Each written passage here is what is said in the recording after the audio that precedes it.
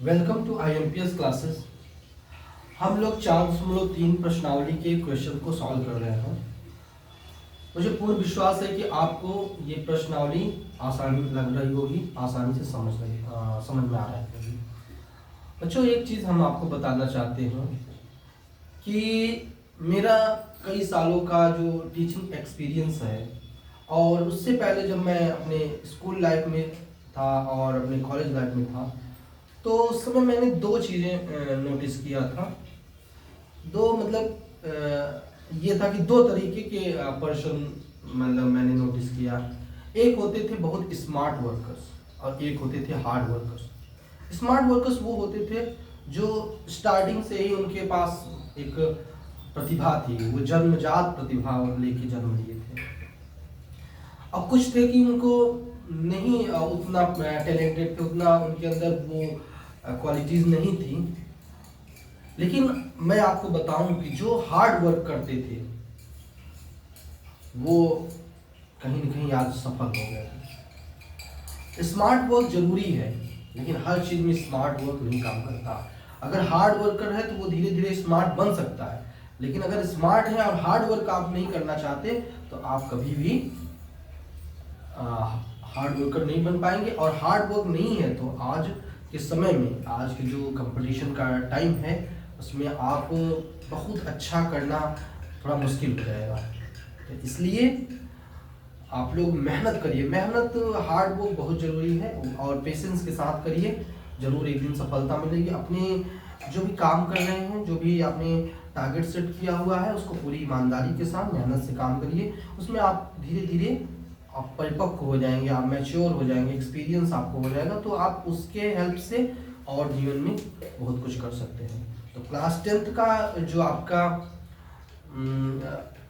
Board exam होने वाला है, वो आपको ये डिसाइड करेगा कि आपका दिशा क्या होगा। अगर आपने मैथ्स में अच्छा कर लिया तो ये समझ में आ जाएगा कि हाँ, हम डिफरेंट सेक्टर में हम अपने जॉब्स सिक्योर कर सकते हैं या फिर हम हायर एजुकेशन ले सकते हैं। अगर आपका मैथ्स वीक हो गया तो आपका फिर एक रास्ता बचेगा, या फिर आप बायोलॉजी में जाइए। हो सकता है कोई बच्चा बायोलॉजी भी ना पसंद हो तो वो आप आर्ट साइड में जाएंगे, तो वहाँ और क्राउड है, तो कंपटीशन अब बढ़ने वाला है। इसलिए आप बिल्कुल मेहनत से काम करिए। स्मार्ट तो रहना ही है, बट हार्ड वर्क भी जरूरी है, मेरा कहना ये है। ओके, तो अब हम आ गए हैं तीसरे क्वेश्चन की ओर। तीसरा प्रश्न क्या कहता है बच्चों, देखिए समझिएगा। ओके, तीसरा प्रश्न कहता है कि क्या एक ऐसी आम का बगिया बनाना संभव है जिसकी लंबाई चौड़ाई से दुगनी हो और उसका क्षेत्रफल 800 मीटर स्क्वायर हो? यदि है तो उसकी लंबाई और चौड़ाई ज्ञात कीजिए। तो देखिए कैसे करेंगे, बहुत इजी सवाल है। तो पहले हम लिख लेंगे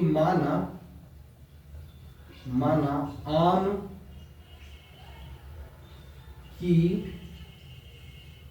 बगिया की चौड़ाई बराबर x मीटर मान लिया आपने। क्या मान लिया आपने? x मीटर मान लिया। दूसरा, आम की बगिया की लंबाई बताओ क्या हो जाएगा, प्रश्नानुसार ही बता सकते हो। लंबाई प्रश्नानुसार क्या है? चौड़ाई से दो गुना है, तो यहाँ पे 2 गुणित x मीटर हो जाएगा। यहाँ पे लिख दीजिएगा प्रश्नानुसार, प्रश्न के अनुसार हमने ये लिखा है। ठीक है, यहाँ तक समझ में आ गया होगा। अब करा है उसका क्षेत्रफल 800 मीटर स्क्वायर है, तो यहाँ फिर से वही लिखेंगे प्रश्नानुसार।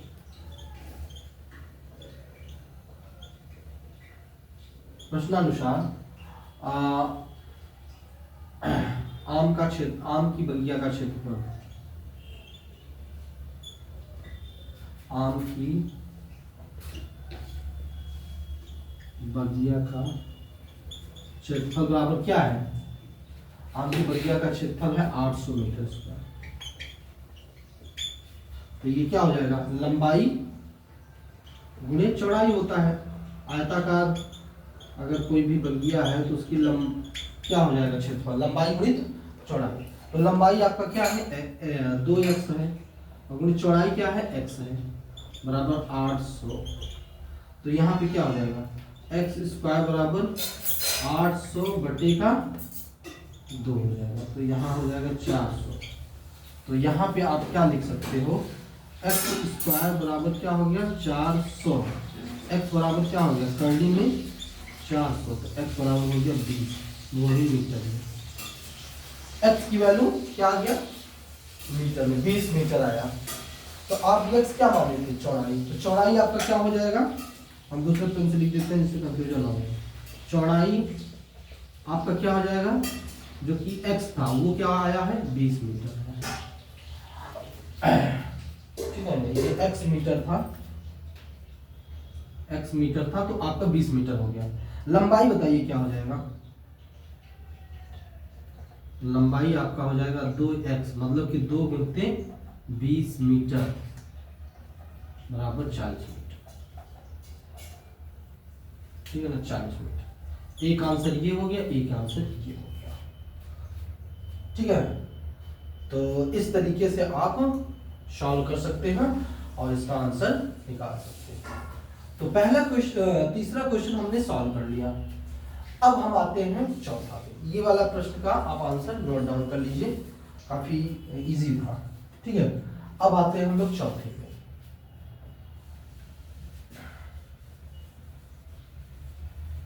चौथा प्रश्न देखिए क्या कहता है,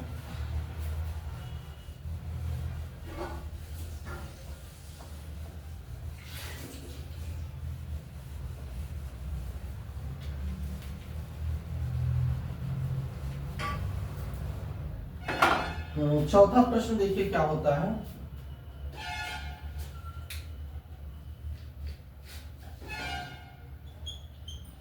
हल, चौथा का हल चौथा कह रहा है कि क्या निम्न स्थिति संभव है, क्या निम्न स्थिति संभव है, हम ये वाला प्रश्न कर रहे हैं चौथा। क्या निम्न स्थिति संभव है, यदि है तो उनकी वर्तमान आयु ज्ञात कीजिए। दो मित्रों की आयु का योग 20 वर्ष है और 4 वर्ष पूर्व उनकी आयु का गुणनफल 48 था। देखिए कैसे होगा, तो माना क्या लिखेंगे, माना पहले मित्र की आयु बराबर आप x वर्ष मानेंगे, क्या मानेंगे x वर्ष मानेंगे। फिर क्या लिखेंगे, दूसरे मित्र की आयु क्या हो जाएगा, देखो जब दोनों का योग आपका 20 है तो दूसरा क्या हो जाएगा 20 माइनस x हो जाएगा, होगा कि नहीं, यस होगा। अब चलना पड़ेगा, ये भी आपका प्रश्नानुसार था, तो यहां आप लिख सकते हो प्रश्नानुसार, ये प्रश्न के अनुसार ये चीजें हमने लिखी है। अब लिखेंगे हम उनका क्षेत्रफल 800 मीटर स्क्वायर हो जाएगा, सॉरी क्षेत्रफल में उनके 4 वर्ष पूर्व, प्रश्न के अनुसार हमको कुछ बनाना पड़ेगा।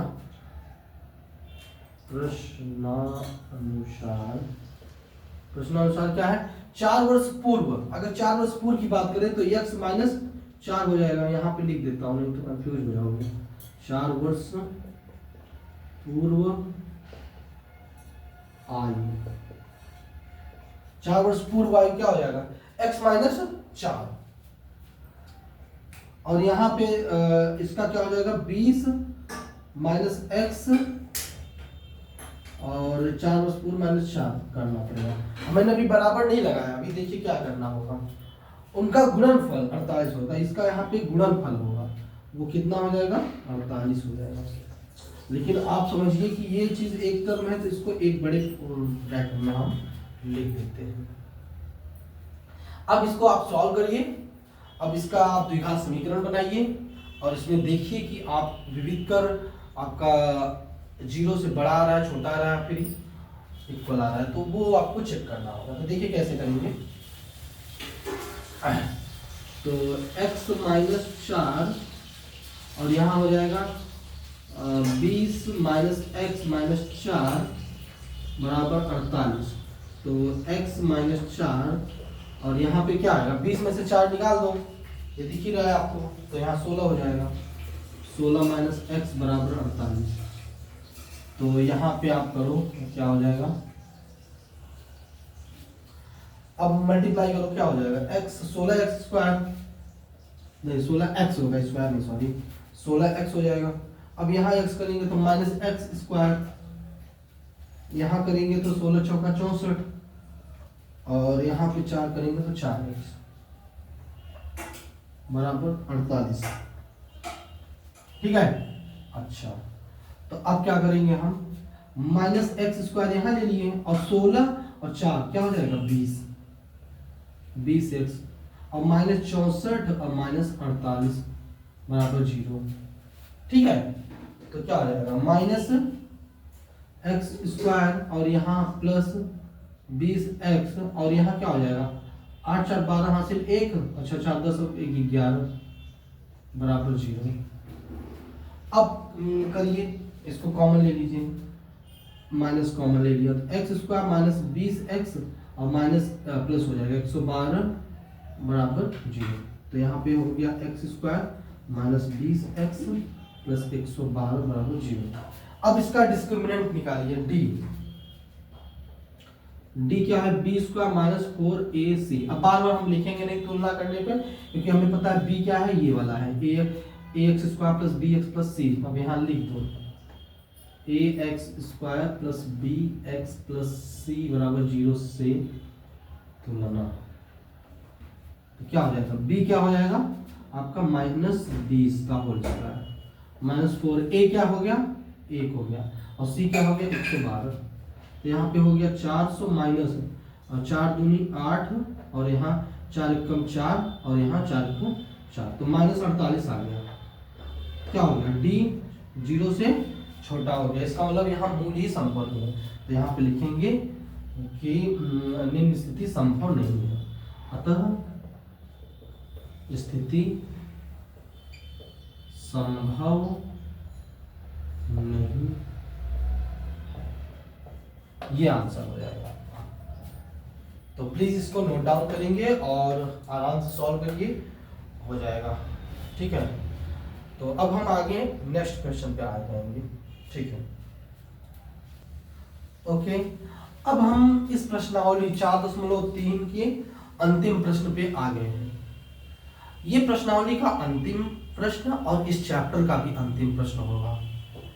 तो इतना सारा एक लंबी जर्नी के बाद हम यहाँ तक पहुँचे हैं, तो मुझे आशा है कि आपको समझ में आ रहा होगा। और मेरी जो प्रयास है एज अ टीचर, मेरा हमेशा ये प्रयास रहता है कि आपको क्वालिटी मिले। बहुत सारे विद्यार्थी जो गांव में रहते हैं और उनके पास पर्याप्त रिसोर्सेस नहीं है, तो मेरा हमेशा यही उद्देश्य रहेगा कि आपको क्वालिटी कंटेंट प्रोवाइड कराना। और जो भी आपको समस्याएं होती हैं, जो भी आपको प्रॉब्लम समझ में आती हैं, तो प्लीज़ आप हमको कमेंट सेक्शन में आप मेंशन कर सकते हैं और इसको आराम से देखिए। मेरा हमेशा ये कहना है कि आप चकाचौंध की दुनिया से दूर रहिए। जब तक आप विद्यार्थी हैं तब तक आप अच्छी आदतें सीखिए। आपको मैं बार बार बताता हूँ कि मनुष्य एक बार अच्छी आदतें बनाता है, फिर उस वही अच्छी आदतें मनुष्य को बना देती है। इसलिए हमेशा कभी भी आर्टिफिशियल लाइफ के चक्कर में मत रहिए, नेचुरल रहिए, एकदम जेन्युइन रहिए और अपने काम को परफेक्टली करिए, ईमानदारी पूर्ण करिए और जरूर आप सफल होंगे, मेरा पूर्ण विश्वास है।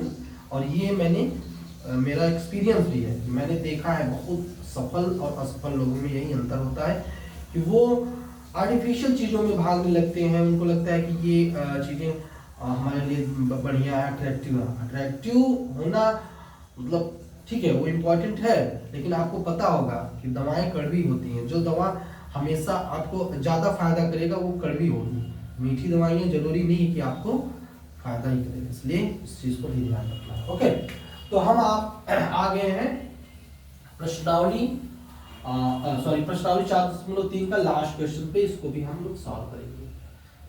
हल देखिए कैसे होगा। प्रश्न ये कहता है कि क्या परिमाप 80 मीटर तथा क्षेत्रफल 400 मीटर स्क्वायर के एक पार्क को बनाना संभव है? यदि है तो उसकी लंबाई और चौड़ाई ज्ञात कीजिए। तो ये हम तभी प्राप्त कर सकते हैं, तभी हम बता सकते हैं कि संभव है कि नहीं, जब हम आप इसको इक्वेशन में कन्वर्ट कर लेंगे और वहां से हम डिस्क्रिमिनेंट विविध कर d बराबर b स्क्वायर माइनस 4ac प्राप्त करेंगे। अगर वो 0 या फिर 0 से बड़ा होगा तो जरूर संभव है। तो क्या देखेंगे हम, परिमाप है वो एक कहने का मतलब एक पार्क है। तो अब देखिए कि हम क्या करना है। जैसे मान लीजिए, माना एक पार्क इस तरीके से है, ठीक है ना, हमें नहीं पता कैसा पार्क है, लेकिन मैंने ये मान लिया और इसकी लंबाई हमने x मान लिया और चौड़ाई आप y मान लो, चलो y मान लो, ठीक है ना। लंबाई x और चौड़ाई y मान लिया। देखो अब क्या करना होगा कि अब अगर इसका परिमाप हम पूछे तो क्या हो जाएगा, परिमाप बराबर दिया है 80 मीटर। तो आपको परिमाप पता है कि आयत का परिमाप क्या होता है,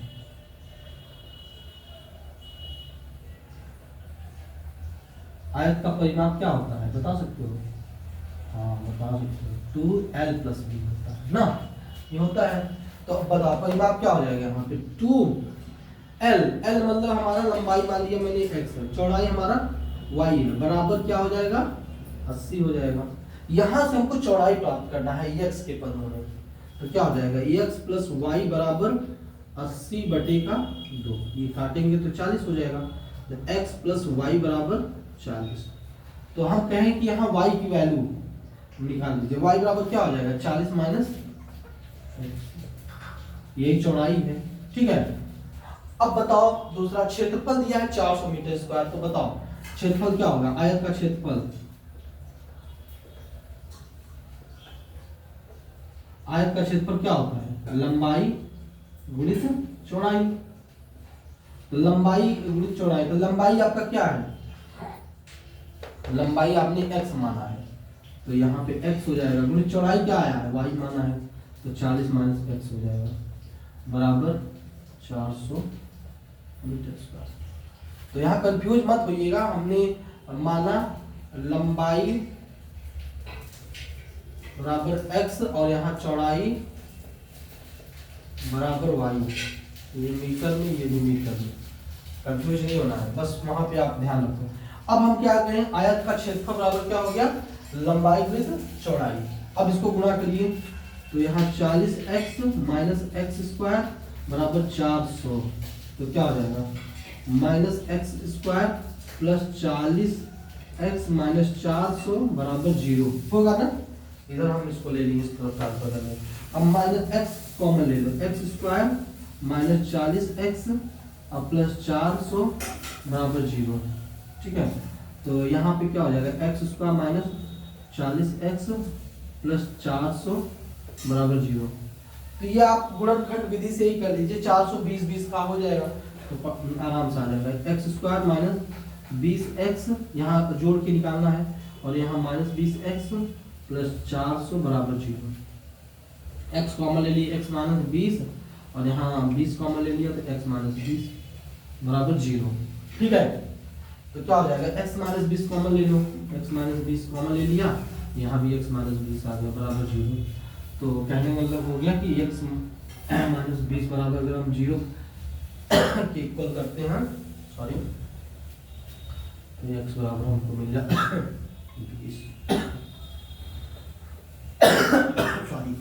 20 मीटर मिल जाता। तो अब बताओ लंबाई क्या हो जाएगी,